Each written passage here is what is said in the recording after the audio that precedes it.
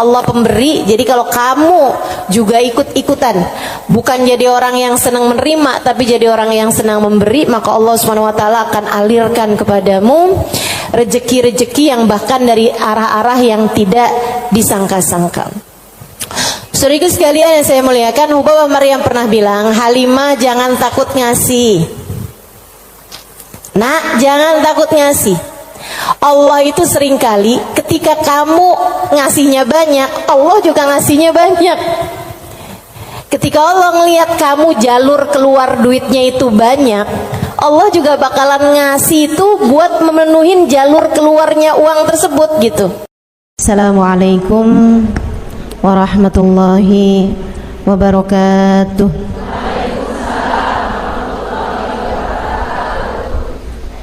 Alhamdulillah, wassalatu wassalamu ala Rasulillah Muhammad ibn Abdillah wa ala alihi wa sahbihi wa man wala.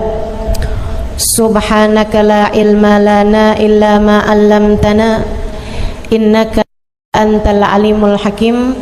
Rabbi syrah li sadri wa yassir li amri wahlul 'uqdatan min lisani yafqahu qawli, amma ba'du. Baik, sebelum kita mulai, kita akan baca niat belajar bersama-sama. Mudah-mudahan ilmunya nanti sekali lagi jadi ilmu yang manfaat buat kita sekalian. Bismillahirrahmanirrahim.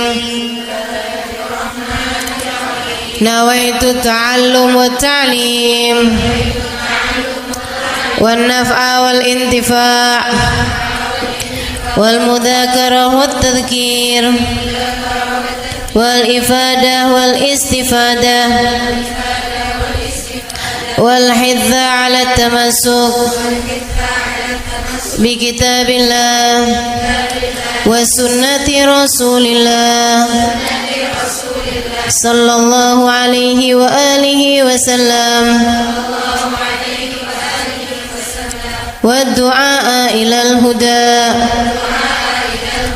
wa dilalata alal khair ibtigha'a mardati wa qurbih wa thawabih wa husnil khatimah ma'al lutfi wal afiyah wa salahil aqibah birahmatika ya arhamar rahimin.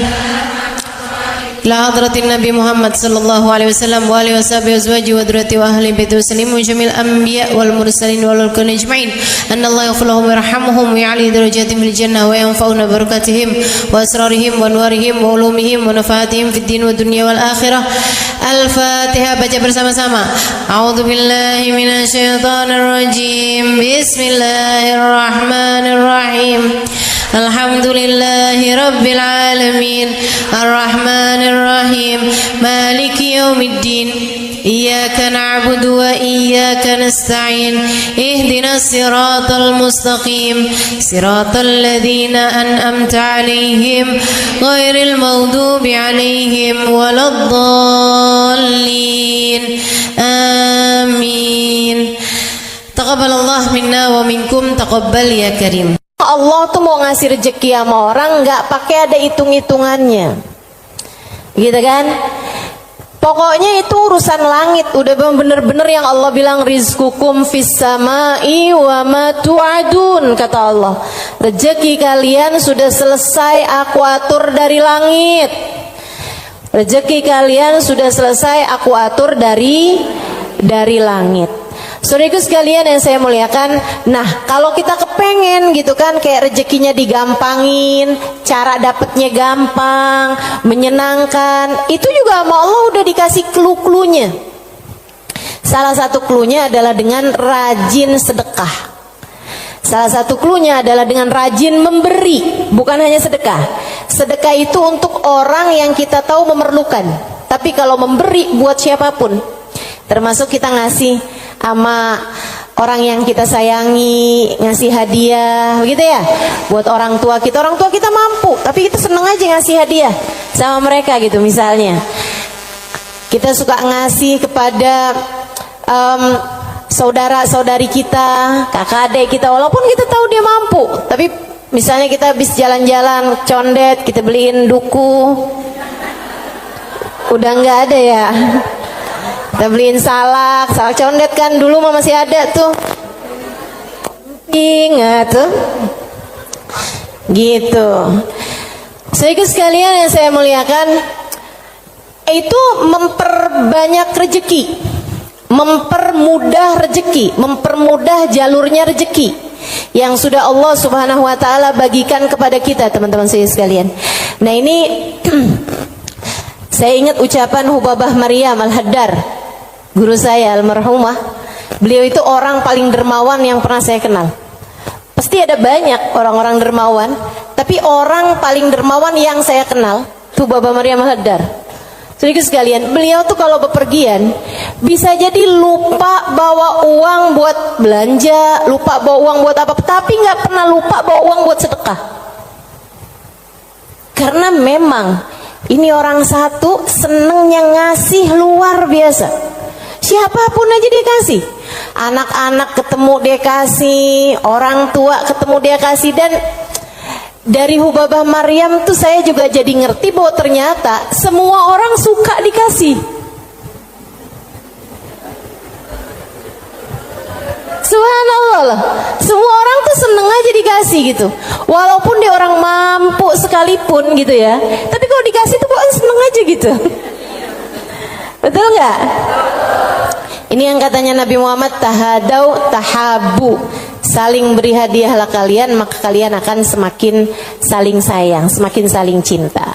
Makanya para ibu mesti yang besar hati buat selalu bisa ngasih sama anak-anaknya, para istri ngasih buat suaminya, begitu kan ya, saudara ngasih buat saudaranya dan seterusnya gitu. Itu memang adalah bagian dari kita pengen cari ridha Allah SWT. Irhamukillah dengan cara memberi tersebut itu ya, ngambil sifatnya Allah SWT. Allah tuh mu'ti, Allah pemberi. Jadi kalau kamu juga ikut-ikutan, bukan jadi orang yang senang menerima, tapi jadi orang yang senang memberi, maka Allah SWT akan alirkan kepadamu rezeki-rezeki yang bahkan dari arah-arah yang tidak disangka-sangka.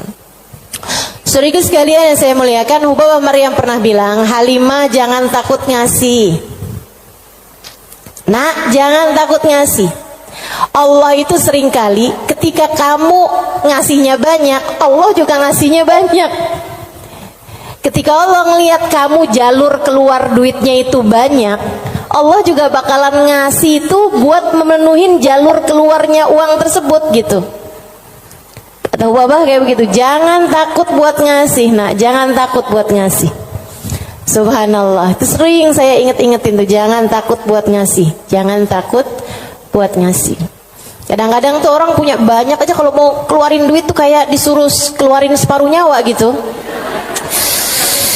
penuh perhitungan ya. Makanya ada satu cerita, salah satu dari habaib teriak-teriak manggil anaknya. Misalnya anaknya namanya siapa? Husein misalnya. Sen, Sen. Anaknya sebelah saya ada yang namanya Husein. Sen. Si Husein ini kan dia dengar panggilan tapi dia nggak tahu ayahnya ada di mana. Dia bilang, "Ma, Abah ada di mana sih, Bah? Ini Husein, Bah. Lebek, Bah." Kata abahnya, kamar mandi, nak. Iya, Bah. Dikirain suruh ngambil sabun, apa kehabisan odol gitu kan. Sen, tolong ambilin duit Abah, nak. Ada di gesper Abah warna hijau. Iya sih. Habaib-habaib kita suka punya gesper warna hijau. Gespernya habaib tuh ya. Jadi gespernya dipakai bukan buat celana panjang, tapi buat sarung. Ada yang tahu nggak? Anak-anak zaman sekarang nggak pada tahu nih, nggak seru ah.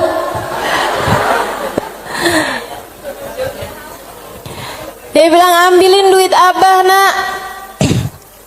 Kasihin kepada keluarga fakir miskin di jalan apa gitu, udah disebutin nama dia. Dikerjain sama anaknya saat itu juga, diambil uangnya kemudian diserahkan kepada keluarga yang dimaksudkan sama abahnya. Habis dia pulang, dia bilang sama abahnya, "Bah, abah kenapa sih bah sampai repot-repot lagi di kamar mandi, bukan nunggu aja ntar keluar." Abahnya bilang, "Nak, kalau keluar setannya lain lagi." Emang sedekah tuh kalau nggak cepet-cepet dikeluarin lain lagi tuh. Coba aja kamu ngeliat orang nih, ya ampun kesian banget, mau ngasih nih kayaknya 100.000 deh misalnya gitu. Kita inget nih di dompet kita ada 100 ribuan gitu kan.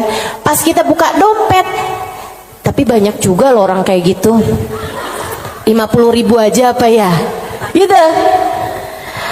Kelihatan ada duit yang hijau 20 ribuan.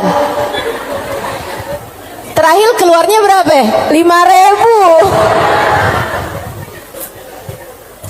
Ada yang pernah begitu? Mana orangnya? Saya. Urusan sedekah luar biasa. Kalau nggak cepet-cepet dikerjain, luar biasa setannya teman-teman sekalian. Makanya mudah-mudahan Allah Subhanahu wa taala selamatkan kita dari segala sifat pelit-pelit ini nih. Baik itu yang namanya syuh ini udah pelit yang banget pelitnya, ataupun bakhil orangnya ya. Kalau yang tadi atas syuh orangnya namanya syahih. Kalau yang kedua nih bakhil, yaitu orang yang pelit sama apa yang dia punya, ama yang jadi miliknya dia mau ngeluarinnya tuh penuh dengan perhitungan. Dan gayahnya, puncaknya orang pelit yang kayak beginian nih, puncaknya pelit adalah dia sampai berusaha untuk bisa yang wajib-wajib pun jadi nggak wajib. Gimana caranya gitu? Kayak bayar zakat gitu kan, mikir-mikir mau bayar zakat harta 2,5% dari harta kita di akhir tahun. Itu kan kalau mau dicari-cariin jalannya biar nggak keluar zakat, bisa teman-teman, bisa. Terutama nih orang-orang kayak saya nih, belajar fikih kelamaan, belajar fikihnya lama, saya tahu persis cara mengelabui hukum Islam. Tetapi teman-teman saudaraku sekalian, ilmu ini walaupun saya mengetahuinya, saya tidak akan mengamalkannya buat diri saya pun juga buat orang lain. Kenapa gitu? Kamu sedang mengelabui siapa? Bukankah Allah Maha tahu segalanya? Kamu mau nih gimana caranya biar duit saya nih nggak saya zakatin? Oh, kamu begini. Misalnya gitu ya. Sekedar dirubah bentuk duitnya itu. Jadi tanah, jadi rumah, kan zakatnya setahun lagi. Bisa aja kayak begitu. Akan tetapi teman-teman saudaraku sekalian, sekali lagi ini pengelabuhan urusan dunia. Tapi kalau urusan di hadapan Allah Subhanahu wa taala, Allah tahu segalanya. Allah paham niatmu, mau deket haul, mau deket waktunya wajib mengeluarkan zakat, kamu beli tanah biar duit kamu berubah jadi tanah untuk menghindarkan kewajiban zakat. Allah paham betul urusan apa yang ada di dalam hatimu itu. Jadi janganlah sok-sokan cari-cari. Mungkin ada pendapat lain yang bikin ini jadi nggak wajib, misalnya gitu kan. Ada aja, bisa aja teman-teman saudara sekalian. Orang yang belajar fikih bertahun-tahun itu akan ngerti caranya hal-hal yang seperti itu. Tapi tentu saja kita tidak akan mengamalkannya, sebab yang kita cari bukanlah pandangan manusia, yang kita cari bukanlah hukum dunia, akan tapi yang kita cari adalah yang di sisi Allah Subhanahu wa ta'ala. Saya jadi ingat sama Syaiban. Ini yang dianggap sama Imam Syafi'i sebagai salah satu guru-gurunya Imam Syafi'i.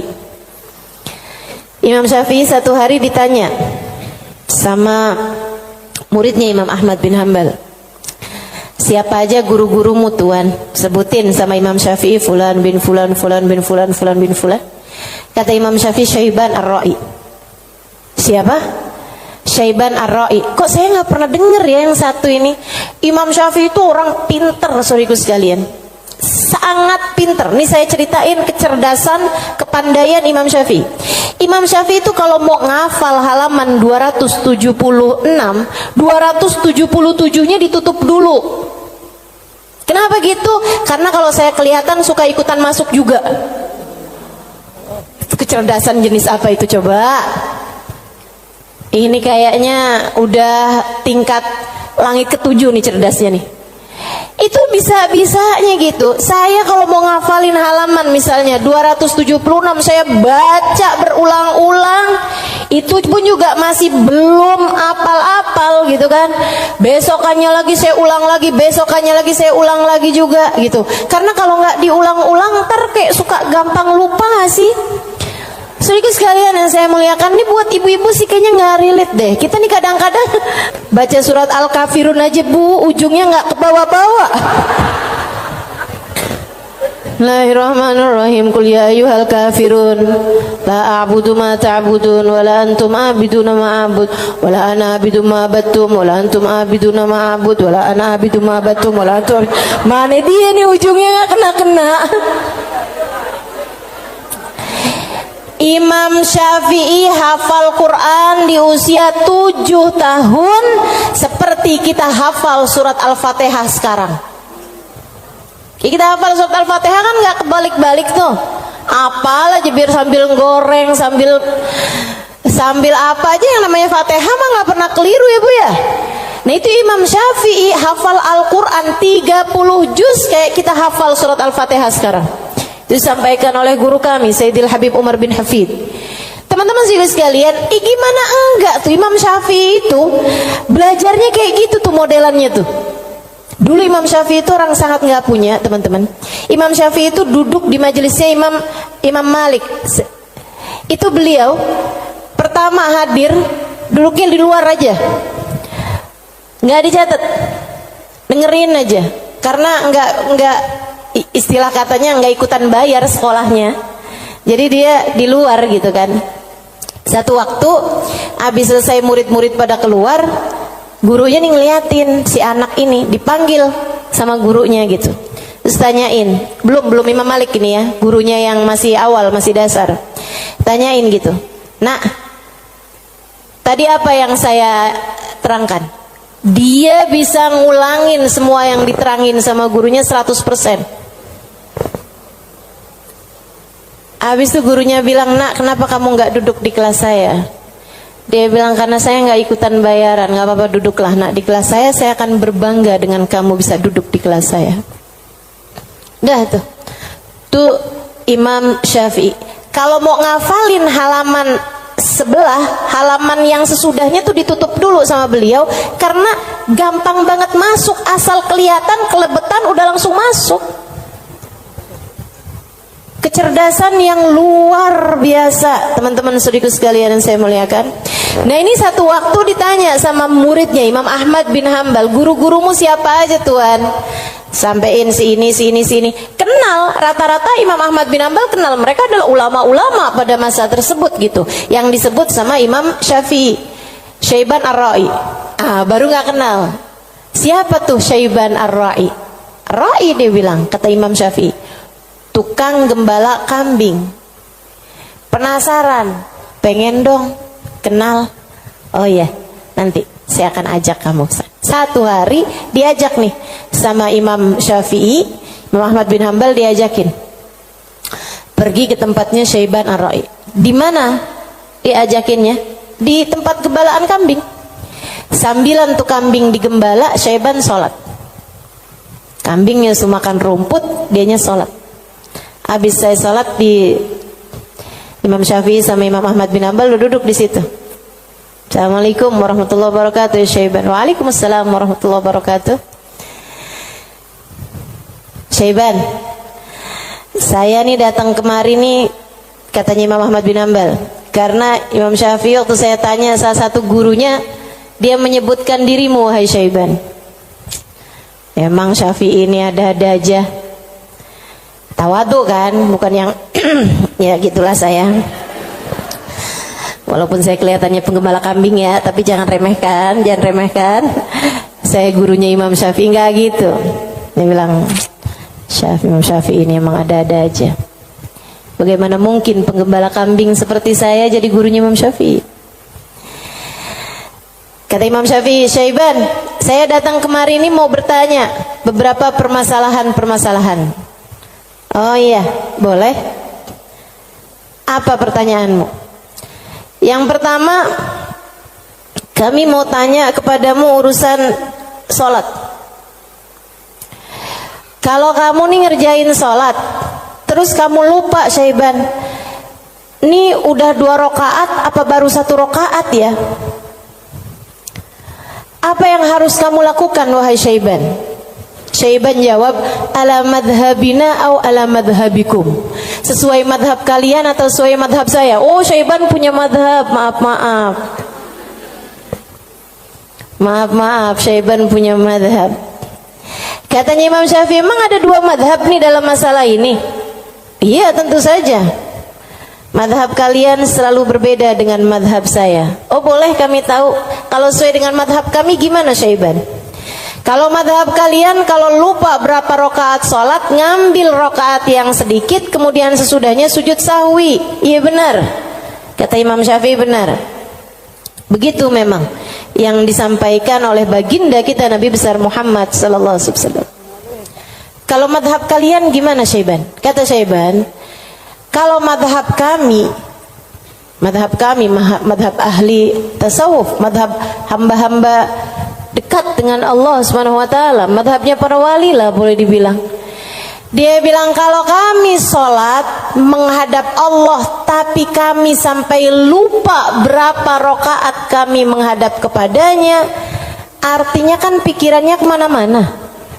Dia adalah orang yang sudah kurang ajar kepada Allah. Dia harus dihukum dengan puasa setahun dan qiyamul lail setahun. Itu hukuman buat orang, itu pelajaran buat orang yang bisa sampai lupa ngadep sama Allah Subhanahu wa ta'ala. Ada yang mau ikutan madhabnya Syaiban?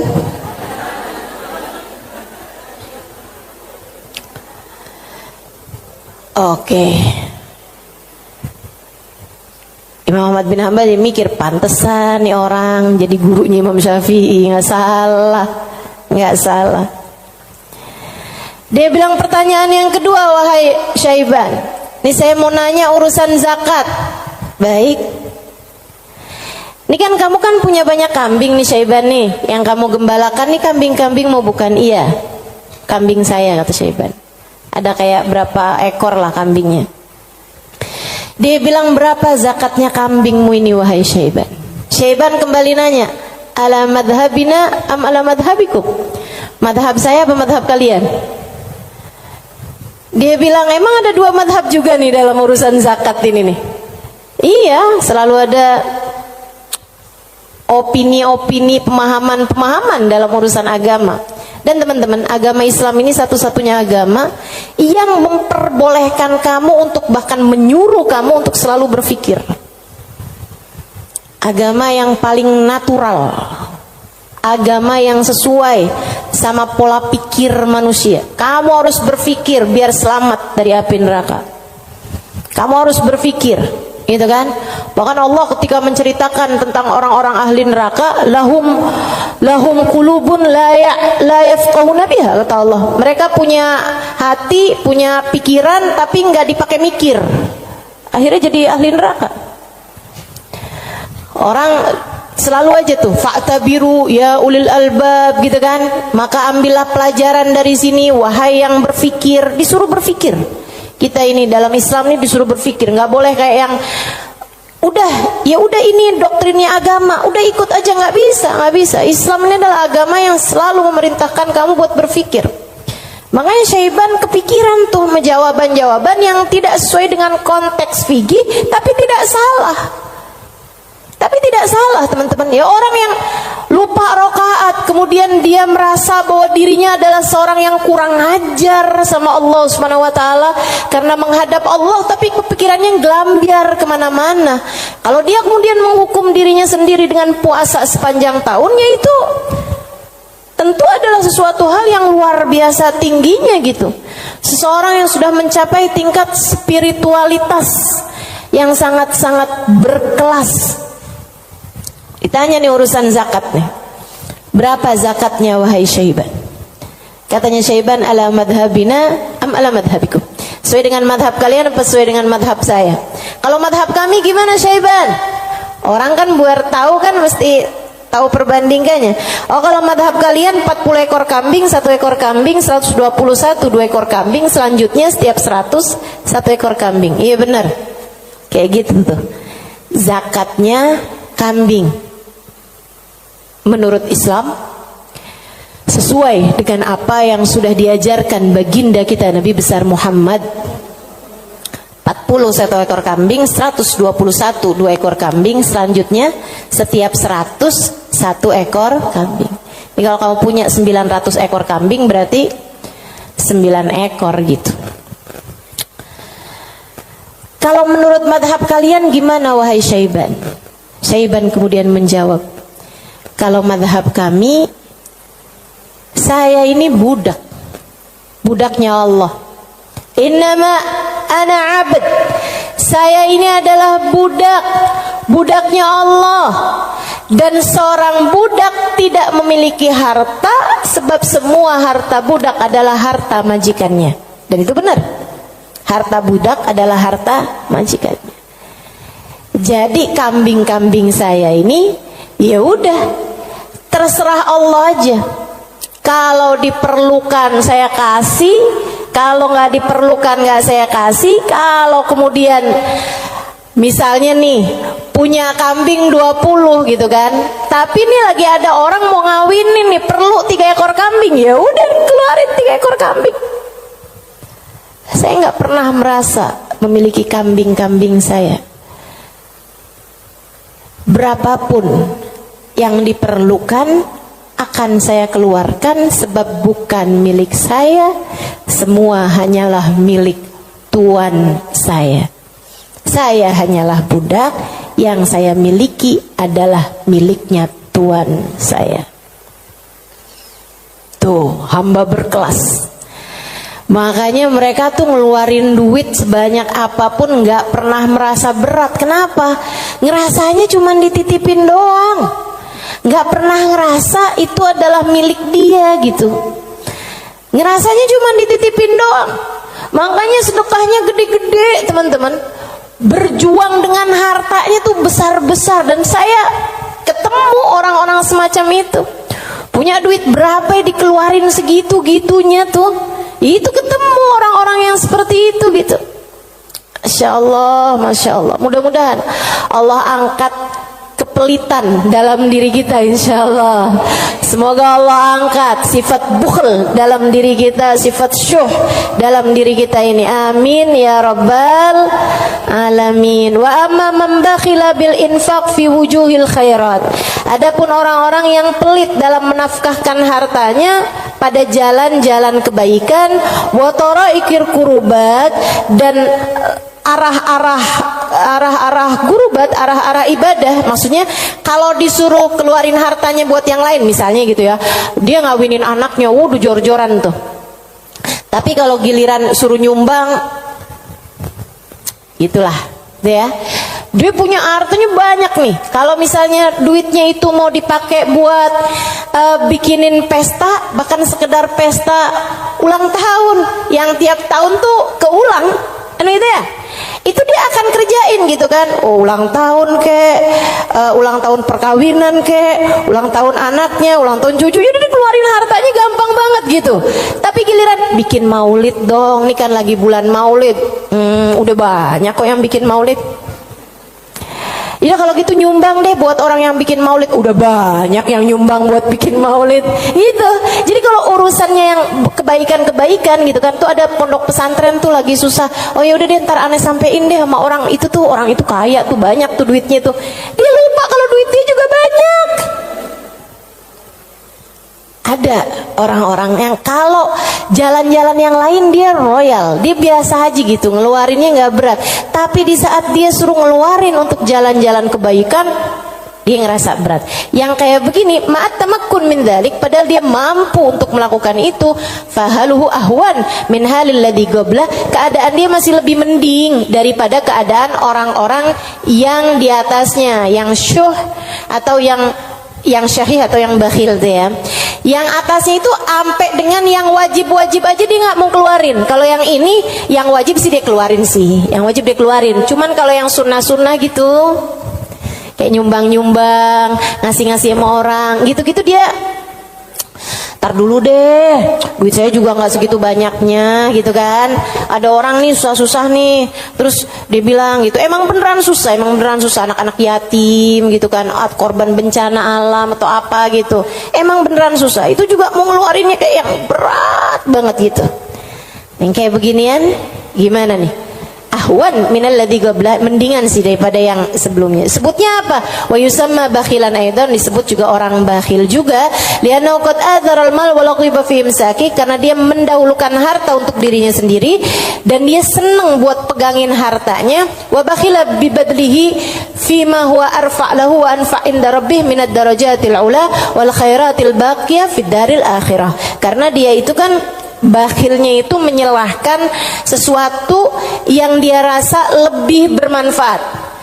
Kalau dia disuruh nyumbang nih, kayak dia akan mikir yang daripada saya nyumbang, mendingan juga buat sekolah anak aja nih dulu, mendingan buat ngirimin anak dulu aja, mendingan buat ini aja, mendingan buat itu aja. Kayak yang dicari-cari gitu keperluan dia itu, mendingan ganti horden aja, mendingan ganti karpet aja, mendingan ada pintu model baru, mendingan saya ganti pintu aja, mendingan saya, pokoknya gitu aja gitu. Daripada dia mencari-cari, maksudnya daripada dia mengeluarkan hartanya untuk urusan-urusan yang sifatnya akhirat, dia akan lebih memilih untuk yang buka cabang aja, buka usahanya lebih luas aja, mendingan ini aja, mendingan itu aja, kayak gitu-gitu.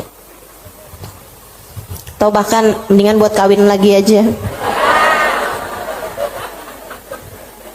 Itu ngebantu orang juga. Dia akan nyari perempuan yang miskin juga. Gimana tuh? Wa madamal insan yarjah imsakul mal ala badli fi mahabillah wa maradi fa huwa ghairu khalin an syai'in minal bukhl.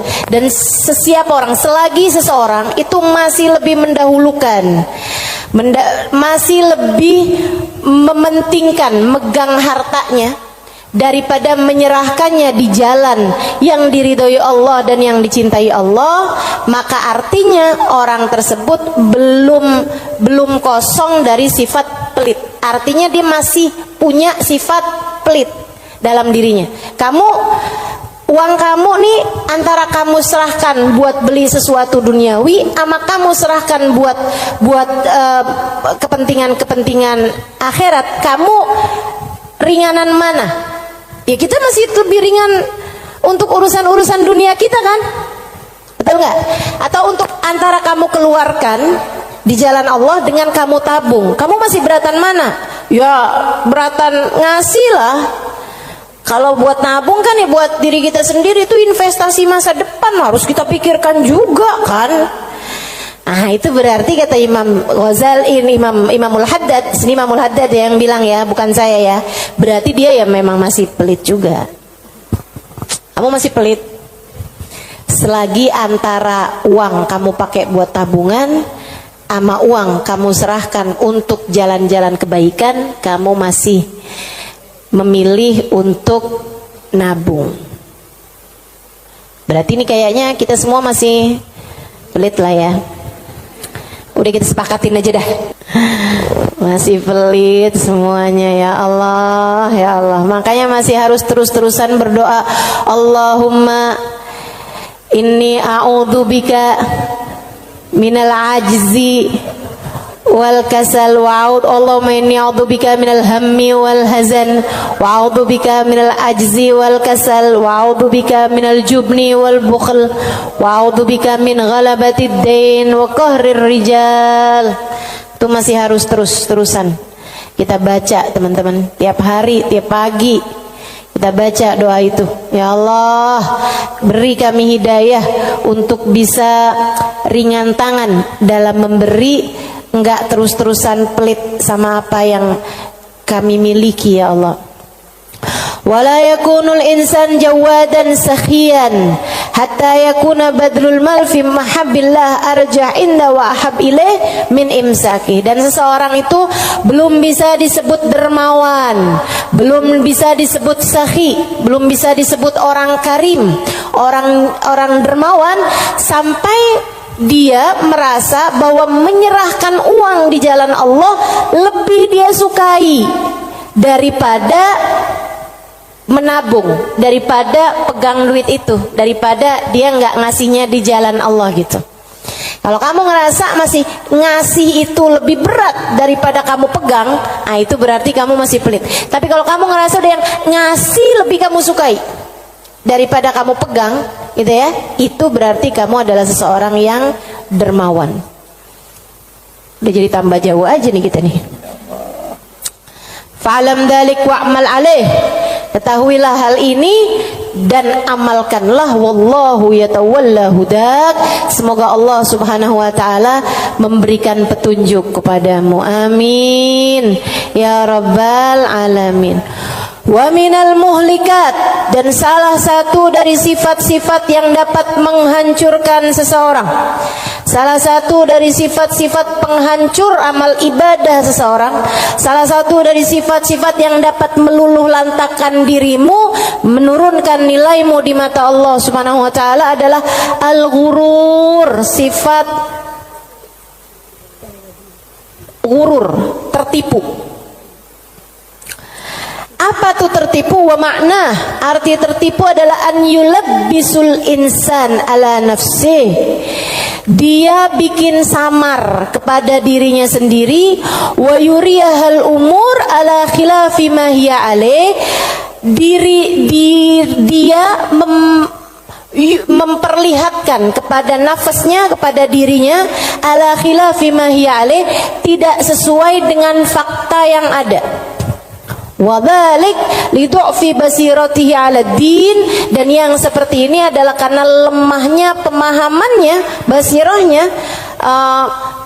Basirah itu pandangan hati, lemahnya pandangan hati dia fiddin, dalam urusan agama, wa qillati ma'rifatihi bihaqaiqi, dan sedikitnya pengetahuan dia dengan hakikat-hakikatnya agama, walijahli li afatil a'mal wa mawaqid syaitan, dan karena yarhamukillah banyak bener sih, ada gak?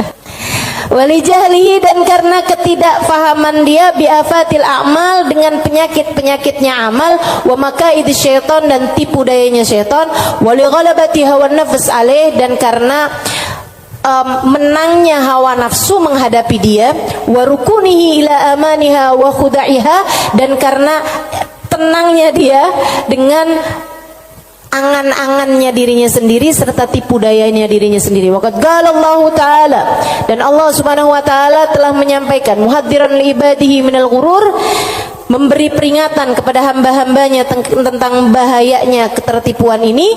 Kata Allah Subhanahu wa taala, ya ayyuhan nas inna wa'dallahi haq, wahai sekalian manusia, sesungguhnya janji Allah itu benar. Fala taghurranakumul hayatud dunya, janganlah kehidupan dunia menipu kalian, wala taghurrannakum wala yaghurrannakum billahil ghurur, dan janganlah ghurur, tipu daya, menipu kalian dari Allah Subhanahu wa taala.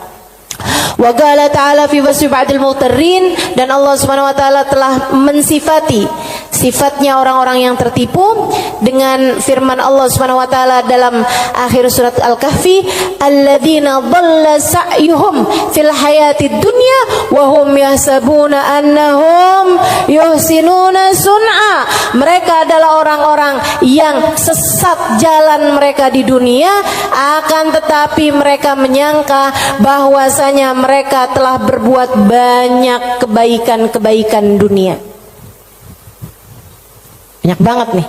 Nanti Imam Ghazali, Imam Al-Haddad akan menerangkan tentang mereka-mereka ini. Wa qala ta'ala, dan Allah Subhanahu wa taala juga menyampaikan, walakinnakum fatantum anfusakum wa tarabbastum wartabtum wa gharratkumul amani hatta jaa amrullah wa gharrakum billahil ghurur.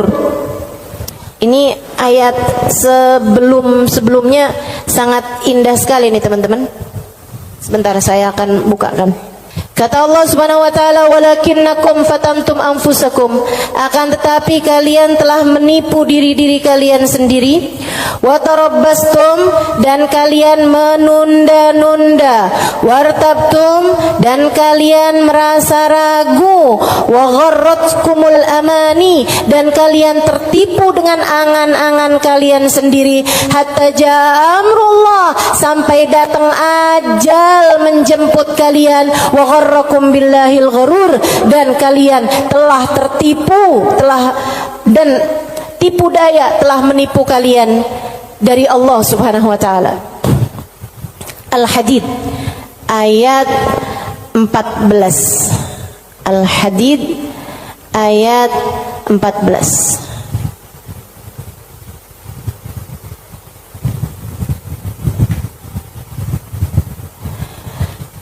Al-Hadid ayat 14. Nih. Ini serem sih. Saya mau baca ayat ini nih, pas baca Quran pas nyampe ayat-ayat ini. Ya Allah, ngerinya. Saya bacain ya.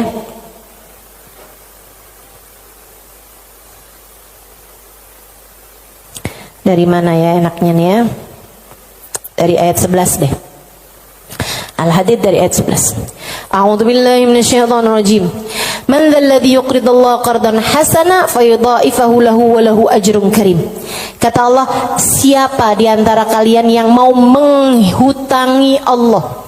Ini Allah nih dari taunya orang-orang tuh ama hartanya tuh medit banget, pelit banget, sampai Allah bilang, kamu di saat sedekah, kamu nggak lagi ngasih buat orang, kamu lagi ngasih hutangan kepadaku, kata Allah. Kamu lagi ngasih tuh, kamu lagi ngasih hutang sama aku, kata Allah. Man dzalladzi yuqridullaha qardan hasana, siapa yang menghutangi Allah dengan hutangan yang bagus. Hutangan yang bagus tuh ada orang miskin dikasih. Ya, ada orang yang kepengen sekolah, nggak mampu sekolah, kamu sekolahkan. Ada janda-janda yang kepengen usaha, nggak punya modal, kamu modalin, gitu kan? Ada orang tua-tua yang emang udah nggak bisa lagi usaha, kamu berikan nafkah bulanan kepada mereka gitu. Ada yang lagi ngebangun misalnya pondok pesantren atau masjid yang memang tidak akan kembali berupa keuangan ya, maksudnya secara langsung gitu kan. Nah itu semuanya ini disebut sebagai jalan-jalan kebaikan. Allah menyebutnya sebagai qardhan hasana, hutangan kepada Allah. Kenapa Allah bahasanya sampai pakai utang? Dan yang hutang itu Allah, kayak Allah tuh lagi yang tenang, utang, aku akan bayar. Dan aku kalau bayar nggak main-main, aku lipat gandakan minimal 10 kali lipat. Dan teman-teman, saya sih nggak tertarik sama urusan 10 kali lipat. Kamu sedekah, balik 10 kali lipat. Saya nggak terlalu tertarik sama itu. Saya tertarik sama sesuatu yang kita nggak bisa beli pakai uang. Yang kita nggak bisa beli pakai uang, itu yang lebih membuat saya tertarik ketika bersedekah. Maksudnya gini nih, kalau misalnya kayak kalau kamu ngasih 100.000, Allah bakal gantikan dengan 1 juta, 10 kali lipat kan? Saya nggak terlalu tertarik sama yang begituan. Saya lebih tertarik kalau kamu kasih 100.000, Allah akan berikan kepadamu Halimah sesuatu hal yang bahkan kamu nggak bisa belinya dengan uang. Dan itu nyata teman-teman. Kamu nggak bisa beli kesolehan anakmu. Mau beli di mana? Mau beli di mana? Kamu pergi cari apapun, kamu nggak bisa beli kesolehan anakmu. Kayak apa rasanya kamu bangun di waktu malam, terus kamu lihat, kok kamar anak saya nih lampunya masih nggak gelap semuanya ya. Biasanya kalau tidur dia gelap semua. Kamu buka pelan-pelan kamar anakmu, karena memang kamu udah bilang sama anakmu untuk kalau tidur jangan dikunci misalnya gitu. Kamu buka kamar anakmu dan di sanalah kamu lihat di jam 2 malam, jam 3 malam dia sedang bersimpuh di atas sejadahnya. Kamu bisa beli di mana hal kayak begituan? Saudariku sekalian yang saya muliakan, kamu punya anak-anak hatinya baik-baik. Bahkan kamu punya suami hatinya menyayangi kamu dengan tulus, bisa beli di mana? Kamu memutuskan untuk pakai skincare, pasang filler, kamu udah sulam alis, sulam bibir, kamu bahkan mungkin oplas, nambahin tingginya hidung, belum tentu bikin hati suamimu sayang padamu, betul? Beli di mana tuh rasa sayangnya suami kepada seorang istri? Belinya sama Allah Subhanahu wa ta'ala. Sebab Allah yang menggerak-gerakkan hati manusia. Saudaraku sekalian yang saya muliakan, Allah tuh kalau kamu kasih hutangan sama Allah Subhanahu wa ta'ala, kamu sedekahkan hartamu di jalan Allah Subhanahu wa ta'ala, Allah bisa bayar kamu dengan hal-hal yang gak bisa kamu beli pakai uang. Keberkahan kehidupan, kesolehan hati anak-anak, rasa sayang, rasa cinta di hati suamimu kepadamu, hati yang damai, kehidupan yang tenang, hati yang bahagia dalam taat pada Allah Subhanahu wa ta'ala. Bahkan hidayah, inayah, taufik dalam dirimu, teman-teman saudariku sekalian. Gimana caranya mau beli? Kamu bisa bangun di waktu malam, kemudian 2 rakaat, 4 rakaat, 6 rakaat kamu mengerjakan ibadah pada Allah. Kemudian kamu beristighfar, kemudian kamu berdoa, kemudian kamu menyebut-nyebut namanya. Kenikmatan yang kayak begituan kamu gak bisa beli pakai uang. Itu hidayah dari Allah Subhanahu wa ta'ala. Suamimu gak mau sholat kecuali dengan berjamaah, itu hidayah dari Allah Subhanahu wa ta'ala. Yang beginian nih hidayah-hidayah menuju kepada surga Allah Subhanahu wa ta'ala. Hati lapang, hidup bahagia, hati tenang, gak bisa dibayar pakai uang. Gak bisa dibayar pakai uang. Dibayarnya pakai apa? Yang bisa mengerjakan adalah Allah. Maka hutangi Allah. Allah bisa membayarnya dengan itu semua. Karenanya saya sampaikan teman-teman, saya gak tertarik sama yang kalau kamu sedekah balik 10 kali lipat. Kalau kamu keluarin, kamu jual motor, kamu kasih sedekah, kamu dapat Avanza. Enggak, saya gak tertarik, mohon maaf. Bukan karena saya nggak tertarik sama pemberian Allah, tapi pemberian Allah yang masih bisa dibeli dengan uang, itu adalah pemberian-pemberian yang tidak berkelas. Allah bahkan memberinya kepada orang paling kafir di atas muka bumi sekalipun. Tapi kesolehan hati anak-anakmu, kesolehan hati suamimu, kesolehan dirimu sendiri, Allah kasih hidayah buat kamu bangun di waktu malam membaca beberapa ayat Al-Quran. Allah kasih kamu bangun di waktu malam, kamu menengadahkan tangan berdoa kepada Allah SWT. Saat itu Allah, setiap kali kamu memanggil ya Allah, ya Allah, ya Allah, Allah menjawab labbaik ya abdi was'adaik, labbaik wahai hambaku, apa yang kamu mau, apa yang kamu mau, minta apa yang kamu mau. Ampuni dosa-dosa saya ya Allah. Allah bilang labbaik hambaku, aku ampuni dosa-dosamu. Mudahkan saya berbuat kebaikan ya Allah, labbaik hambaku, labbaik hambaku, aku akan memudahkanmu berbuat kebaikan. Kasih saya ilmu yang manfaat ya Allah, labbaik hambaku, aku akan beri padamu ilmu yang manfaat. Saudariku sekalian yang saya muliakan, yang ini nih tidak akan Allah berikan kecuali kepada hamba-hambanya yang Dia cintai. Assalamualaikum warahmatullahi wabarakatuh.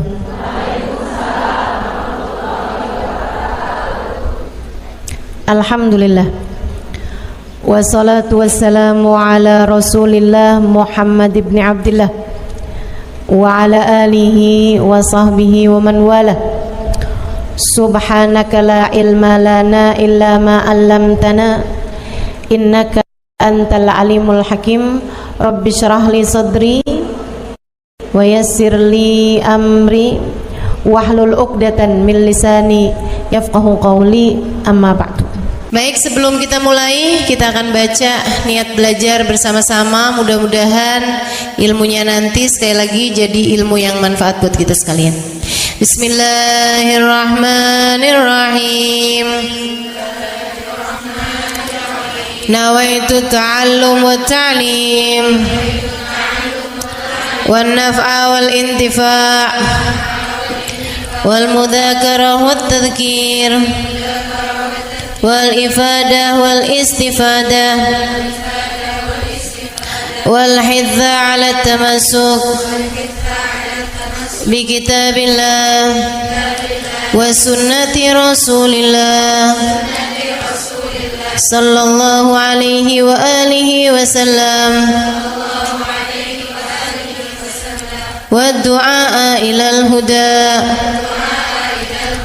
والدلالة على الخير ابتغاء مرضاته وقربه وثوابه وحسن الخاتمة مع اللطف والعافية وصلاح العاقبة برحمتك يا أرحم الراحمين. إلى حضرة النبي محمد صلى الله عليه وسلم وآله وصحبه وأزواجه وذريته وأهل بيته وسلم وجميع الأنبياء والمرسلين والملائكة أجمعين أن الله يغفر لهم ويرحمهم ويعلي درجاتهم في الجنة وينفعنا ببركاتهم وأسرارهم وأنوارهم وعلومهم ونفعاتهم في الدين والدنيا والآخرة. Al-Fatihah, baca bersama-sama. A'udzu billahi minasyaitonir rajim. Bismillahirrahmanirrahim. Alhamdulillahi rabbil alamin. Ar-Rahmanir Rahim. Maliki yaumiddin. Iyyaka na'budu wa iyyaka nasta'in. Ihdinas siratal mustaqim. Siratal ladzina an'amta 'alaihim ghairil maghdubi 'alaihim waladdallin. Amin. Taqabbalallah minna wa minkum, taqabbal ya karim. Warraghbah fid dunya, sementara rakus ambisi terhadap dunia, tukathirul ham, bikin banyak sumpah, wal hazan, dan bikin banyak kesedihan. Bikin sedih badan kita, bikin sedih hati kita, bikin sumpek dan bikin akhirnya jadi berpenyakit ya badan kita ini. Ar-raghbah fid dunya. Wal batalah, sementara batalah, kalau di situ diartiin apa batalah? Nganggur ya, benar.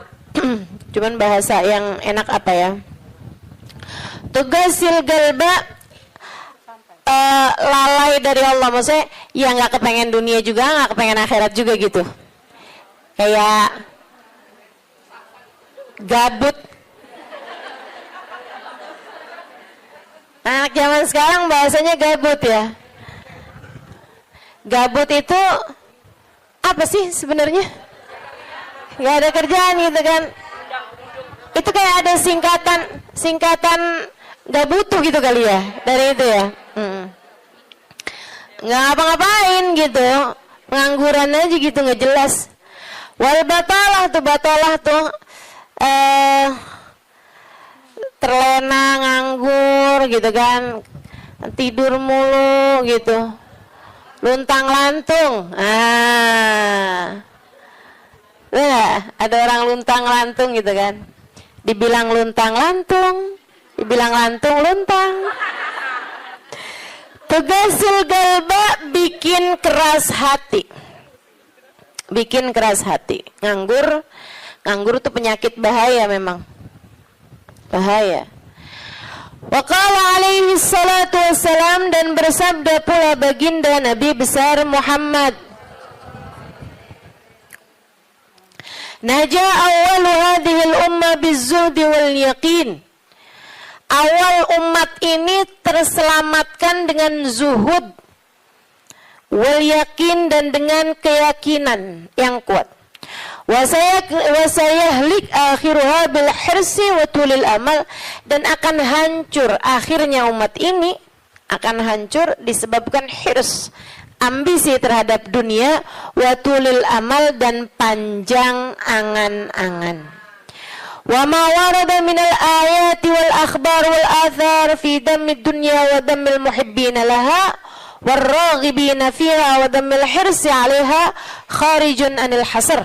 Dan apa yang warid, apa yang datang dari ayat, hadis, athar itu yang disampaikan oleh Nabi maupun para ulama, fi dammid dunya, dalam celaknya dunia, maksudnya mengenai betapa buruknya dunia, betapa buruknya orang-orang yang mencintai dunia, betapa buruknya orang yang ambisi terhadap dunia, dan mil hirs 'alaiha, betapa buruknya orang yang rakus terhadap dunia. Banyak sekali kharijun anil hasr, enggak bisa kehitung. Ayat, hadis maupun ucapan para ulama mengenai betapa buruknya dunia, betapa buruknya para pecinta dunia dan lain sebagainya, ini banyak banget hadisnya, keterangannya enggak kehitung. Watasani fil ulama, dan karangan-karangan para ulama rahmatullahi alaihim, semoga rahmat Allah senantiasa tercurah kepada mereka, minas salaf wal khalaf, baik dari ulama zaman dulu maupun ulama-ulama belakangan, masyhunah bidzalik, penuh sekali dengan hal-hal yang seperti itu.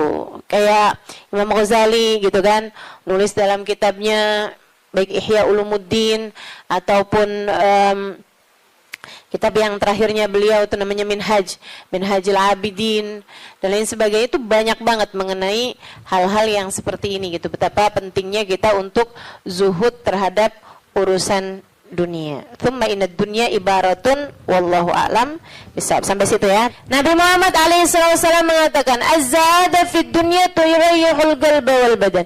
Zuhud dunia nih. Apa tuh zuhud? Zuhud itu teman-teman tidak mengharapkan kesenangan dunia dari Allah sekalipun ya, enggak minta gitu, enggak seneng gitu sama kesenangan dunia dari Allah. Itu namanya zuhud akhirat.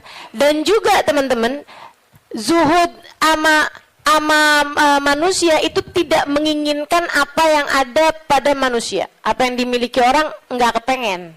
Itu kan, itu namanya zuhud fima fi aidin nas. Ini disampaikan Nabi Muhammad dalam hadisnya, izhad fid dunya yuhibbukallah, wazhad fima fi aidin nas yuhibbukan nas. Kata Nabi Muhammad alaihissalam, zuhudlah kamu dari dunia. Zuhud tuh enggak seneng, enggak ambisi, enggak fokus kepada kesenangan dunia maupun pencapaian dunia. Hati-hati, tipis teman-teman bedanya, gitu kan? Pencapaian dunia, saudara sekalian, kayak gini loh, banyak followers, majelisnya jadi rame, itu tipis tuh antara kamu kepengen akhirat sama kamu kepengen dunia. Buat siapanya? Bukan buat yang hadir. Saya rasa kalau yang hadir mudah-mudahan baik gitu kan. Tipisnya itu buat pelaku-pelaku dakwah, baik yang rumahnya buka buat majelis atau dia buka majelis, atau yang ngajarnya nih gitu. Karena kalau tujuannya senengnya itu adalah urusan-urusan dunia, tuh tipis banget setan nantinya tuh bisa masuk dari arah situ. Dari arah situ masuknya. Izhad fid dunia, kata Allah Subhanahu wa taala. Makanya dari tipisnya nih yang saya sebut tadi itu ya, kayak keinginan kamu tuh dunia apa akhirat, keinginan kamu tuh pujian manusia atau pujian Allah. Itu sampai-sampai banyak dari para wali-walinya Allah Subhanahu wa taala meninggalkan kemasyhuran dunia karena khawatir sama hatinya. Banyak saudaraku sekalian. Sampai ada di antara para wali itu yang sampai berpura-pura nyuri, sampai dikejar orang gitu kan. Kenapa dikejar orang? Karena yang dia curi adalah bajunya seorang perempuan yang lagi mandi. Ada orang lagi mandi, wali loh yang ngerjain. Untung belum zaman viral internet ya. Ini kalau zaman viral internet kayak apaan tuh orang ngejudge dia tuh kan, udah nganggepnya udah hancur banget dah gitu. Tapi memang itu yang dicari sama beliau. Yang dicari sama beliau adalah menghindar dari kepopuleran, menghindar dari apa yang orang-orang cari dari kemuliaan dunia, karena khawatir hatinya terselip rasa keinginan untuk dianggap mulia di dunia menghancurkan kemuliaannya di akhirat. Serem bener buat orang-orang kayak saya yang sama Allah dikasih pegang mic di depan, ya kan? Teman-teman saya sekalian, nggak gampang. Makanya kalau ada yang bisa kamu lakukan untuk saya, doain, biar bisa ikhlas, doain, biar bisa benar gitu, jaga hati, doain, biar disayang Allah gitu. Kesian nih, begitu udah masuk nih setan, teman-teman saya sekalian, setan tuh ya datang ke pedagang beda, datang ke orang awam beda, datang ke ulama beda lagi. Waduh, yang datang ke ulama nih setannya juga ulama. Setannya juga kelas profesional, gitu kan? Jadi nggak ecek-ecek gitu loh. Setannya juga setan-setan berkelas, teman-teman saya sekalian. Nah itu kan yang belum tentu selamat gitu, belum tentu selamat. Masya Allah.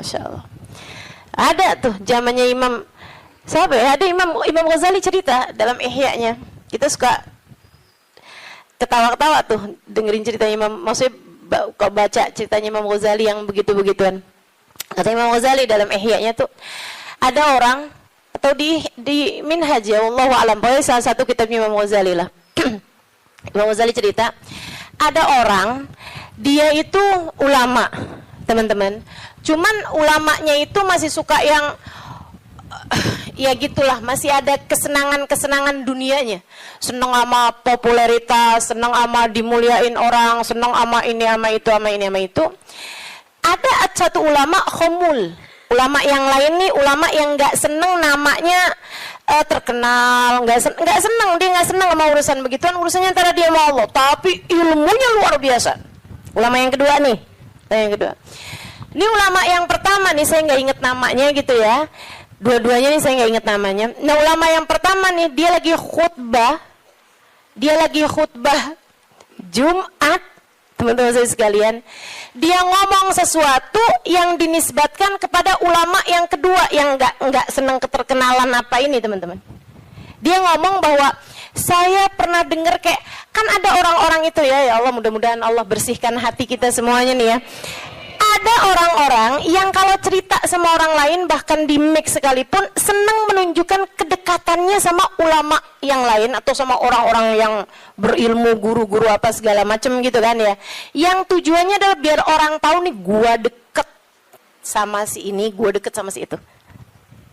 Paham maksud saya? Mudah-mudahan Allah selamatkan hati saya, mudah-mudahan Allah selamatkan hati kita semua. Jadi sekalian, dia bilang tentang ulama B nih. Dia bilang, saya pernah dengar syekh ini mengatakan gitu kan. Syekh itunya hadir di majelis tersebut. Ya. Dan yang diomongin sama Syekh A ini tentang Syekh B itu nggak pernah diomongin sama Syekh B-nya. Paham? Jadi ulama A ini bohong tentang ulama B. Bohongnya di khutbah Jumat cuman untuk menunjukkan betapa dekatnya dia sama ulama B tersebut itu. Dia ngomong kayak begitu, sehingga sekalian, tahu apa yang dikerjain sama ulama B? Ulama B ini yang, kenapa nih anak? Beliau berdiri nyabut bulu ketiak di tengah orang banyak. Beliau berdiri nih. Beliau berdiri kemudian nyabut bulu ketiak. Heh, Syekh, kurang ajar kamu. Ini waktunya khutbah. Saya nggak pasti itu khutbah Jumat atau khutbah yang lain nih ya. Ala kulli hal, Syekh, ngapain kamu di waktunya khutbah, kamu malah cabut bulu ketiak? Duduk Syekh, nggak punya adab. Kata Syekh B ini, kamu yang nggak punya adab nak. Kamu yang nggak punya adab pak. Kenapa kamu mengingatkan saya untuk sesuatu hal yang sunnah? Nyabut bulu ketiak, kalau salah memang hari Jumat ya. Nyabut bulu ketiak hari Jumat hukumnya sunnah. Ala sunnah. Walimada astahi, dia bilang. Kenapa saya mesti malu? Kamu gak punya malu apa depan orang-orang kamu nyabut bulu ketiak? Bulu ketiak itu kan buat laki-laki sama laki-laki nggak aurat. Sesama perempuan aja nggak aurat. Bulu ketiak ya, maaf ya. Teman-teman sekalian, beliau bilang walimada astahi. Kenapa saya mesti malu? Ana ala haq wa anta alal batil. Saya mengerjakan barang hak, kamu mengerjakan barang batil. Dia bilang saya mengerjakan barang hak, nyabut bulu ketiak sunnah hari Jumat. Dia bilang kamu ala batil. Karena kamu menceritakan tentang saya sesuatu yang tidak pernah saya katakan. Saya Syekh Fulan, sebutin nama dia namanya. Ya Allah, merah padam mukanya. Seram teman-teman, seram. Ya gitulah. Kadang-kadang tuh sampai tipis banget keinginan dakwah atau keinginan pamer. Tipis. Setannya tuh ngebisikin sampai kayak suara semut. Katanya Nabi Muhammad alaihi salatu wassalam, "Ar-riya yadhubbu ala ummati kadhabibin naml." Riya itu bersuara di hati umat saya kayak suaranya semut. Nyaris enggak kedengeran. Enggak kedengeran suaranya. Antara kamu seneng agama Allah jadi tinggi atau kamu seneng nama kamu jadi tinggi. Tipis, segaris, bahkan lebih tipis daripada kulit bawang, teman-teman. Oke, mesti terus minta perlindungan sama Allah. Ya Allah, ya Allah, ya Allah, ya Allah. Bimbing terus ya Allah, ya Allah, ya Allah. Gitu. Mudah-mudahan Allah karuniakan keikhlasan bagi kita sekalian insyaallah. Sebab yang namanya pencapaian akhirat teman-teman. Dan pencapaian akhirat kita nggak pernah tahu. Pencapaian akhirat tuh kita nggak pernah tahu. Taunya kapan? Entar di akhirat. Namanya juga pencapaian akhirat. Taunya entar di akhirat. Saat kamu berhasil menghadap Nabi Muhammad. Saat namamu menjadi seseorang yang dikenal oleh Nabi Muhammad. Kalau mau bangga tar di sana. Kalau mau bangga ntar di sana. Saat kamu bisa melewati jembatan Sirat secepat kilat. Saat kamu bisa selamat masuk surga Allah Subhanahu wa taala. Saat kamu bisa digiring di belakang bagindamu Nabi besar Muhammad. Mau membusungkan dada saat itulah silahkan. Mau ngerasa diri sesiapa saat itulah silahkan. Mau menganggap diri berhasil mencapai kemuliaan saat itulah silahkan. Mau menganggap diri mencapai pencapaian dalam dakwah saat itulah silahkan. silahkan. Mau menganggap diri soleha, saat itulah silahkan. Jika sampai namamu dipanggil oleh Nabi Muhammad, jika sampai kamu diperkenankan bersalaman dengan Nabi Muhammad, jika sampai Nabi Muhammad berkata raditu biki, aku ridho kepadamu, saat itulah silakan melayang-layang teman-teman.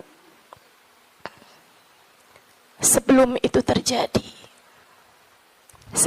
itu terjadi, kamu masih antara-antara, kamu masih ada di tepi jurang.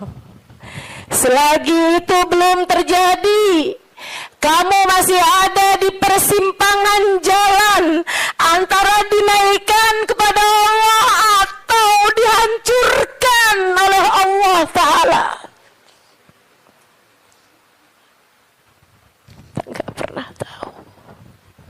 Kita nggak pernah tahu.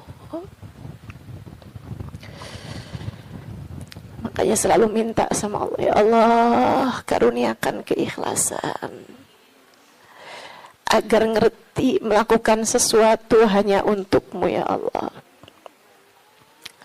Karuniakan keikhlasan, mengajar karenamu, belajar karenamu, buka majelis karenamu, hadir majelis karenamu, nyumbang majelis karenamu. Karuniakan keikhlasan, ya Allah. Salat karenamu, sedekah karenamu, bantu orang karenamu. Begitu enggak lillah, dilepeh sama Allah, teman-teman, jadi apa? Enggak jadi apa-apa. Mau ribuan jamaah, mau kayak gimana yang terjadi juga, kalau dilepeh sama Allah jadi apa? Ditolak sama Allah, mau apa kamu? Mudah-mudahan Allah karuniakan keikhlasan.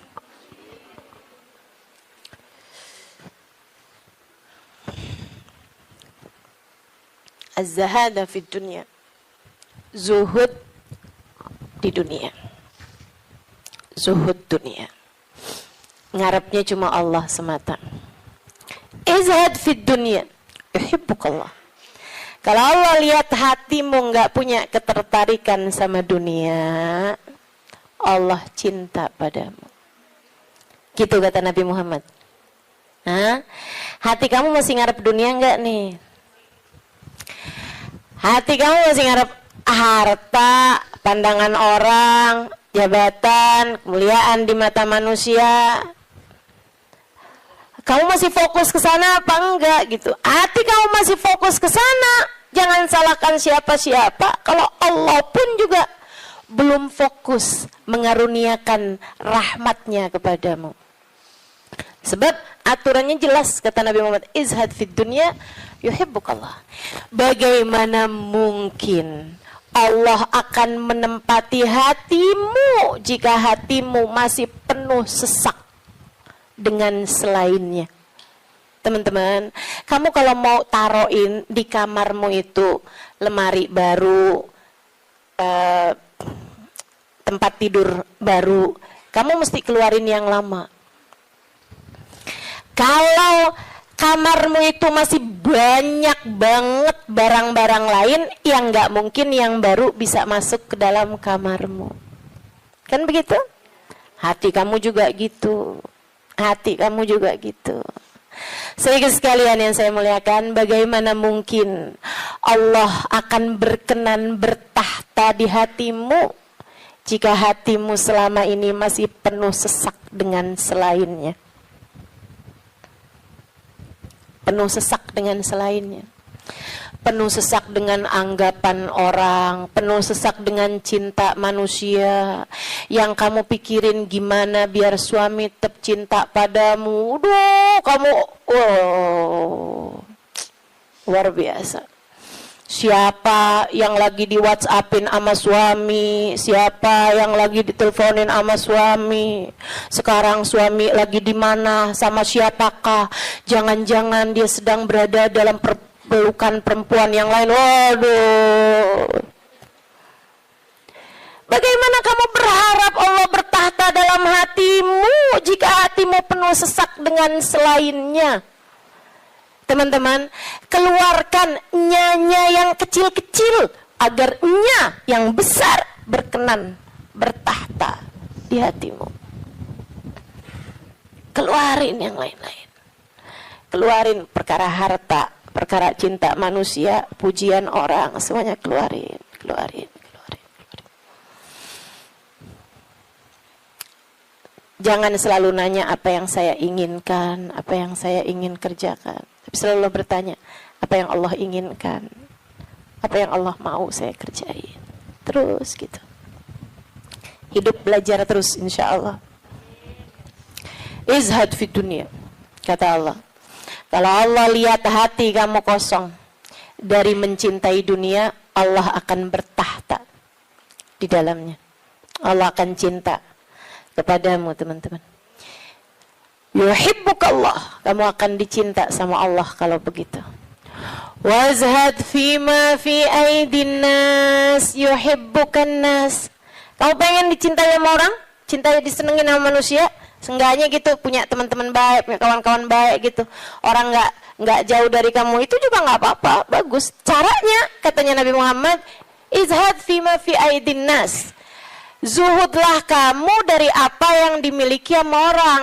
Jangan selamitan, jangan kepengen apa yang dipunya sama orang. Orang nggak seneng loh kalau kita tuh kayak yang, ih bagus, mau dong. Nggak seneng, teman-teman. Ustazah kerudungannya cakep-cakep, Ustazah boleh nggak buat saya? Saya gitu. Saya ngomong sama Ustazah Khadijah. Tuh ya. Nggak bagus, teman-teman. Nggak bagus. Dan itu kamu nggak akan disenengin sama orang. Kalau caramu kayak gitu tuh. Minta aja nggak disenengin sama orang, apalagi ngambil. Kan ya? Udah pasti tuh. Orang nggak seneng. Orang itu, teman-teman, punya banyak sekalipun gitu kan. Kalau diminta tuh, kecuali para wali-walinya Allah, kecuali para orang-orang lain itu mah tingkatannya, ya kan. Tapi kalau diminta tuh nggak seneng itu juga gitu. Walaupun mintanya nggak yang dengan bahasa-bahasa yang ini gitu, terus terang, tapi kayak bahasa sindiran gitu kan. Kerudungannya banyak, boleh kali Ustazah, yang ini cakep nih, gitu kan? Enggak boleh, nggak baik kayak begitu. Kamu menurunkan kemuliaanmu, teman-teman. Yang kata Nabi Muhammad tuh, 1 titik hitam di wajahmu di akhirat nanti setiap kali kamu meminta kepada orang lain.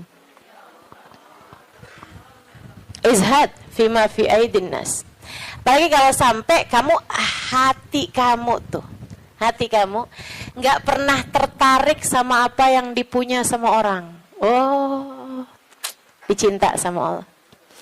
Saya ceritain tuh di buku Bidadari Bumi 2 tentang seorang perempuan yang diceritain sama Hubabah Nur. Sekalian saya muliakan, saya lagi ngobrol sama Hubabah cerita tentang orang ini. Tuh bahwa ada tuh 5 orang tuh. Emang bener nih hadisnya Nabi yang ini bener banget. Ra'aituhu bi'aini, kata beliau. Saya lihat dengan mata saya. Dia bilang ada 1 orang alimah. Itu beliau, si perempuan ini, saya bolak-balik ngelihat di undangan, di kondangan, tuh ya, di pesta-pesta gitu, perkawinan kayak gitulah, kondangan-kondangan, bajunya itu terus. Saya tahu kalau dia ini miskin karena bajunya itu terus, gitu kan? Orang di Tarim itu kalau keluar semuanya pakai baju hitam. Nah, kalau baju hitam kan susah nandainnya kan yang sama semua, betul apa enggak? Sehingga sekalian saya muliakan, makanya saya suka heran gitu, Ustazah Halimah nih fashionable, apa namanya? Bener nggak ngomongnya? Lagi mana? Apa tadi?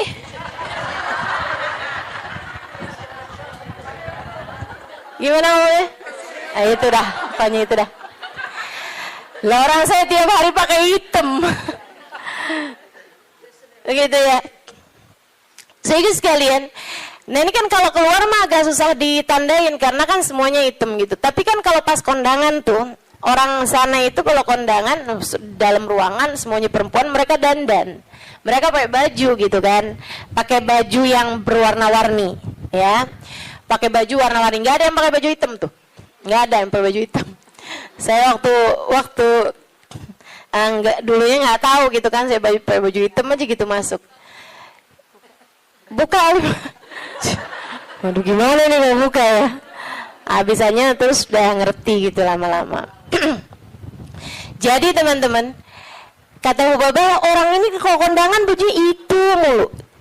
Akhirnya saya punya niat, kalau nanti saya keluarin baju, saya panggil tuh orang. Saya cari tahu dan dia nih rumahnya ini apa, keluarganya siapa gitu. Saya paham, saya tahu tempatnya, karena Tarim tuh kecil, kota kecil. Ya, semua orang memang saling kenal satu sama lain. Akhirnya dia bilang, kata Hubabah, waktu saya datang baju-baju yang baru-baru, ada orang ngasih ini apa segala macam, yang lama-lama saya keluarin. Hubabah tuh begitu teman-teman, ngajarin kepada kita jangan sampai yang aduh penuh banget, kamu masuknya iya keluarnya kagak gitu kan. Ada yang masuk, ada yang keluar. Akhirnya mau Hubabah baju-baju yang lama-lama tuh dikeluarin, bagus-bagus tentu aja ya, dan semua orang juga seneng dapat bajunya Hubabah gitu kan. Jangan terus minta,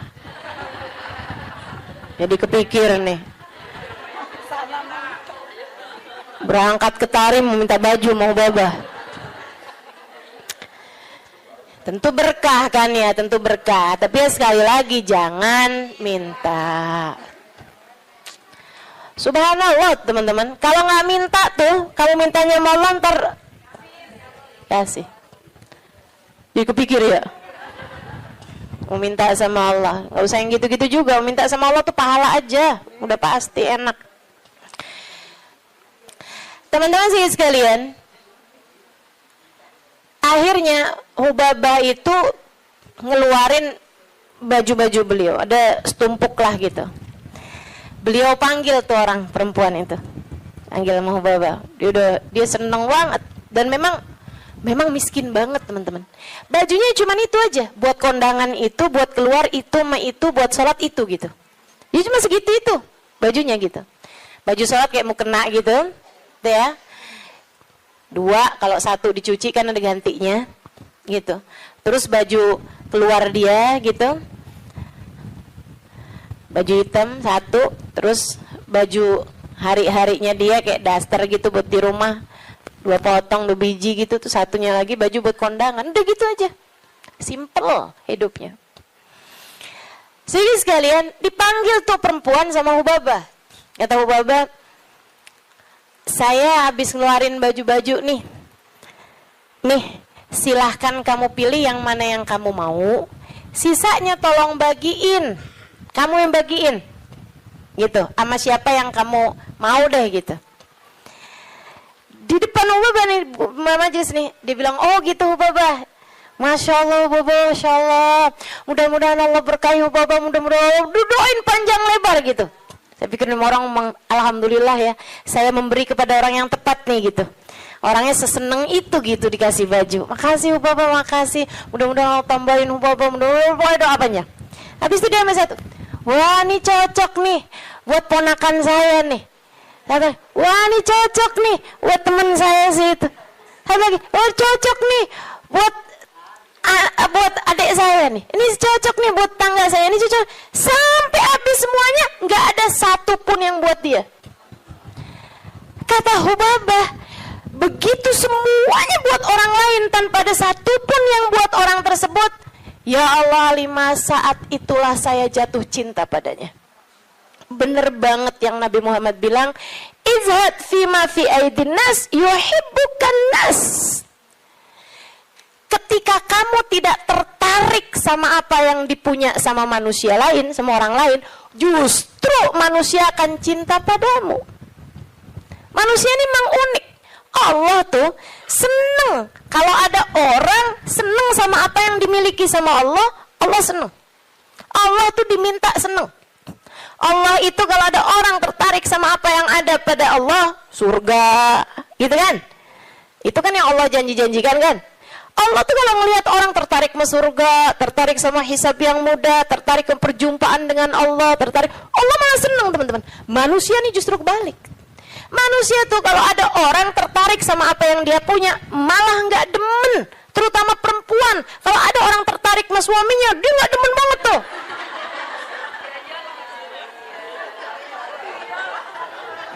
Ya iya kan, Mang, saya kan lagi bilang. Allah kan nggak gitu. Allah punya kekasih namanya Muhammad. Kalau ada orang tertarik sama Nabi Muhammad, Allah seneng banget. Allah cinta banget, ya kan? Tapi kita kan nggak gitu. Kita punya tas. Kalau ada orang tertarik sama tas kita, boleh dong. Nggak demen kita. Betul. Kita lagi makan nih, terus ada yang kayaknya enak tuh yang di piring. Boleh nggak perkedelnya buat saya aja? Gedek apa seneng? Gedek, teman-teman, nggak seneng. Kesel kita. Gitu, emang manusia tuh kayak gitu. Sama apa yang dia punya, orang lain tertarik, dia nggak senang. Dia nggak senang. So, itu sekalian yang saya muliakan. Katanya Ubabah, begitu dia tidak tertarik sama apa yang saya punya, bahkan sama sesuatu yang udah saya bagiin, udah saya kasih sama dia, dia nggak tertarik terhadap dunia, saya jatuh cinta sama dia. Masya Allah. Saya langsung masuk lagi ke kamar, saya ambil baju yang saya sayangi, yang saya sukai, saya lipat bagus-bagus, saya kasihin sama dia. Saya bilang, yang ini untuk kamu, saya minta tolong sama kamu, pakailah baju ini buat kamu, saya nyari berkah dari kamu,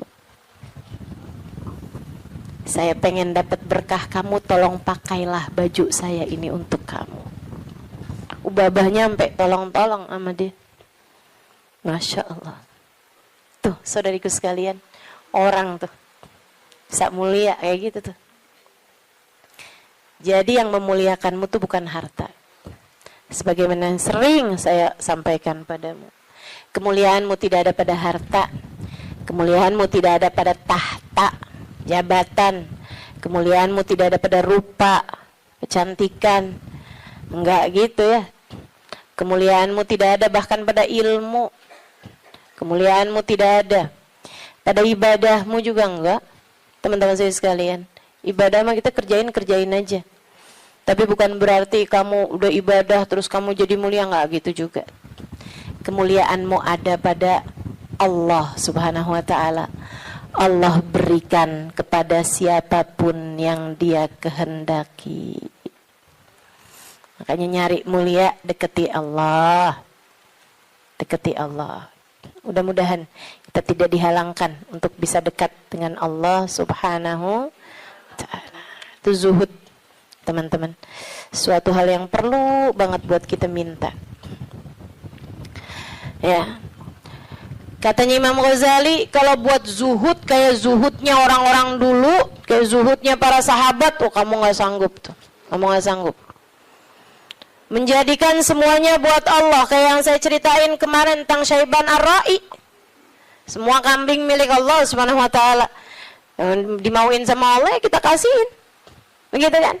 Kita nggak benar-benar punya, katanya Syaiban. Ini kalau mau zuhud-zuhud kayak orang-orang dulu gitu rada berat, teman-teman. Akan tapi kata Imam Ghazali, buat kalian ada dua aja dah zuhudnya. Gimana tuh Imam? Zuhud buat kalian dua aja.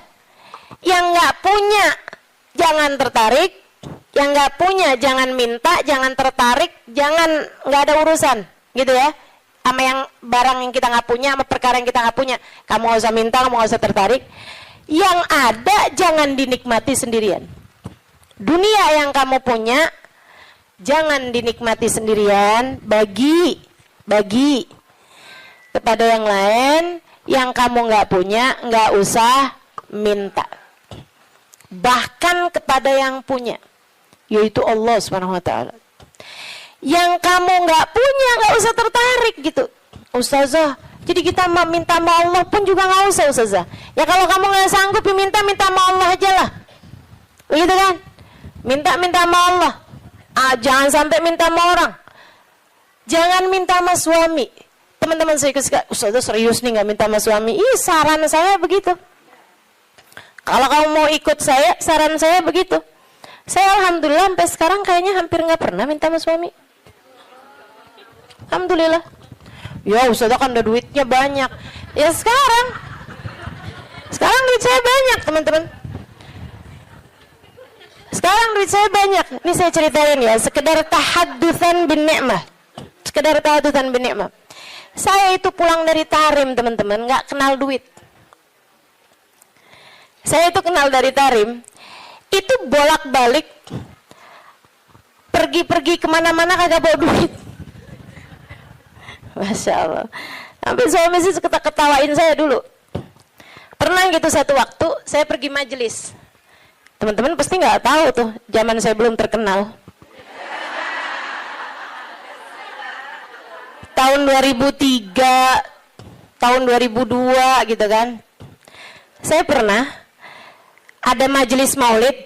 Banyak dulu majelis maulid yang saya hadir nggak diminta bicara, banyak. Saya berulang kali hadir di Al-Hawi nggak diminta bicara. Ya hadir aja nggak apa-apa. Kenapa emang? Kita ngarep berkah, teman-teman. Ustazah kalau sekarang hadir di Al-Hawi nggak diminta bicara, hadir apa enggak? Ya hadir lah. Beberapa tahun yang lalu juga saya hadir di Kuitang nggak diminta bicara, nggak apa-apa. Kenapa emang? Kenapa emang? Lah kenapa kamu yang repot? Kenapa tuh? Repot kamu? Kalau saya nggak diminta bicara, kamu repot? Nggak apa-apa, teman-teman. Emang kenapa? Kita dapat berkah dari hadir. Kita dapat ilmu dari yang menyampaikan. Kan begitu? Kalau kita diminta bicara, ya bicara. Kita diminta nggak bicara, ya nggak usah pengen bicara. Biasa aja. Diminta diam, kita diam. Diminta bicara, kita bicara. Kan begitu. Hamba Allah subhanahu wa ta'ala. Saudara sekalian saya muliakan, ala kulli hal. Gitu ya. Enggak, saya cuma mau bilang aja, maksudnya bahwa yang sekarang kamu kenal itu dulunya juga nggak dikenal, kan begitu ya? Sekarang Habib Umar bin Hafid misalnya gitu, siapa orang nggak kenal sama Habib Umar bin Hafid, ya kan? Apakah pernah ada masanya Habib Umar nggak dikenal? Banyak, panjang masanya Habib Umar juga nggak dikenal, gitu. Jadi biasa-biasa aja. Yang masalah itu adalah rasa hati kita. Ini memang nih kelas-kelasnya ulama yang nggak kenal istilah star syndrome. Mudah-mudahan Allah karuniakan, teman-teman. Untuk orang-orang semacam saya ini, mudah-mudahan Allah karuniakan. Jangan sampai tuh kena penyakit yang namanya star syndrome ya. Kayak, tahu kan maksud saya? Ini sekali lagi tahadutsan bin ni'mah ya. Meskipun tuh waktu saya sebut star syndrome tuh ada juga tuh nenek-nenek di sini nggak ngerti. Tapi dia mau nanya bingung kan? Nggak usah dipikirin Melulun, nggak usah. Iya. Sehingga sekalian, jadi tuh karena saya belum tahu tempat-tempat di Jakarta, itu dulu awal kali saya datang ke sini dari pulang dari Hadramaut itu ada banyak majelis yang diantrinya sama suami saya. Suami saya nganterin tuh. Begitu ya. Jadi kalau ada orang, Ustazah ini kemana-mana nggak pernah dianterin sama suami, saya akan jawab, udah pernah.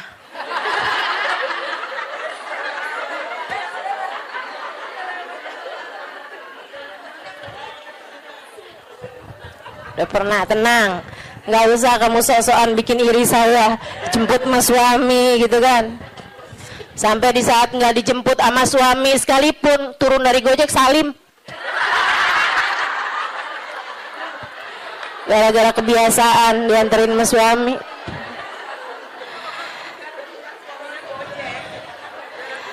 Akhirnya, pernah tuh ada waktunya, saya itu dianterin sama suami, habisnya itu pas pulang-pulang, saya telepon sama dia gitu. Saya bilang, jemput saya bisa nggak? Dia bilang, waduh, saya susah nih Alimah, saya jauh dari situ. Kamu tadi nggak bilang kalau disuruh jemput juga, saya pikir nganterin aja. Lah saya pulang sama siapa nih?